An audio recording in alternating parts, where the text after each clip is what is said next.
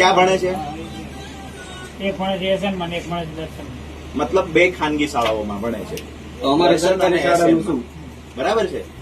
જિલ્લા શિક્ષણ અધિકારીના બાળકો ખાનગી શાળામાં ભણે છે. અહીંયા રહેલા માલધારી કોળી ઠાકોર સમાજના બાળકોને ભણવા જવું છે, ત્યાં માસ્તર નથી, નિશાળ નથી. છતાંય અહીંયા જ્યાં રજૂઆત કરવા આવે છે, માસ્તર ઘરે બેઠા બેઠો પગાર લે છે. તમારા પેટનું પાણી હલતું નથી. શું કરવાનું છે એ કયો સાહેબ?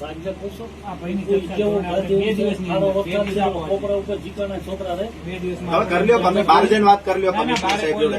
અરે પણ અમે થોડાક અહીંયા યાર કમિશનર સાહેબ એના નિમણૂક અધિકારી નથી, એનો નિમણૂક અધિકારી હું કયો. હા, તો કરો કાર્યવાહી. એક તો એને દસ્તાવેજની ચોરી કરી છે, ઘરે રાખી હાજરી પર. એના માટે કાર્યવાહી જોયું છે ને, તમે કાર્યવાહી કરો સાહેબ. અમે કોઈ પ્રેશર તમારી પર કરતા નથી. આજે એઝ એ વાલી બની એક મિનિટ ભાઈ, આજે અમે ભવાનીગઢ ગામ આખું પોતાના બાળકોના ભણતર માટે અહીંયા ભીખ માંગવા આવ્યું છે. અમે તમારી માથે પ્રેશર કરતા નથી. 3 વર્ષથી જે પ્રિન્સિપાલ આવ્યો નથી, એ પ્રિન્સિપાલને તમે બદલી કરો. એ પ્રિન્સિપાલ 3 વર્ષથી આવ્યો નથી, એને પગાર જમા થયા, એનો હિસાબ માંગો, રિકવર કરો. એ પ્રિન્સિપાલ 3 વર્ષથી આવ્યો નથી, રેકર્ડ ઘરે લઈ ગયો, એના પર દસ્તાવેજ ચોરીનો કેસ કરો.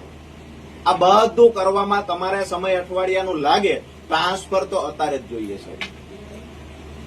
બરાબર છે. તમને એવું લાગતું હોય કે અમારા પ્રિન્સિપાલે શિક્ષણ જગત માટે સારું કામ કર્યું છે, ફજેથી થવા દો દુનિયા સામે.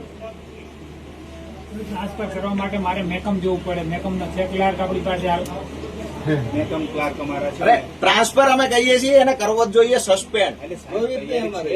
અમારી પાસે